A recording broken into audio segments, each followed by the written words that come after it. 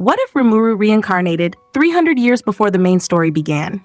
But this time, not as a slime, not as a monster, but as a human, in a timeline where the world was far more cruel, far more ancient, and far more dangerous than anyone remembers.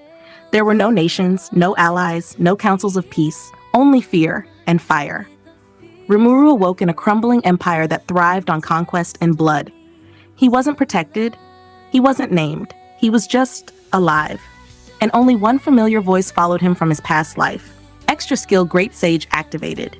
He had no predator, no magicules, no regeneration, just pain and the will to survive. He trained like a warrior, studied like a scholar, and fought like a monster hiding in human skin. Until one day, something inside him evolved. Two new abilities awakened: Dream God, Azathoth, a cursed power that traps enemies in infinite illusion, a prison without end.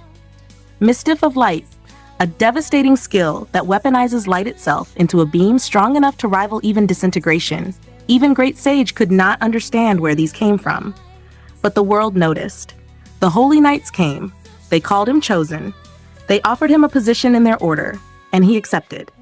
Rimuru didn't know their truth, that these knights didn't serve justice. They hunted monsters for sport. He served them for months. Until one mission, he met her, a strange girl named Chloé. Quiet, mysterious, timeless. She spoke in riddles, vanished and reappeared, and each time she looked older, wiser, more broken. They became friends, then something more. But fate had other plans. One evening, as they sat together beneath a dying sun, the sky split open, the air itself trembled, and Veldora the storm dragon descended, not sealed, not trapped, but furious and free. The Holy Knights tried to fight. They were erased. The city burned, and only Rimuru and Chloé remained. She turned to him and whispered, "I'll give you part of my power. Use it well."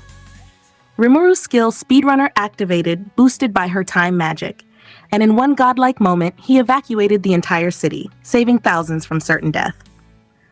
But Chloé stood alone, in front of Veldora. She had no lethal power, but she had one forbidden skill. With her last strength, she cast unlimited imprisonment, sealing the true dragon in an eternal time cage. Even Rimuru stood frozen. A girl had sealed a god. She turned to him, smiling, glowing. "My time here is over. I was never meant to stay."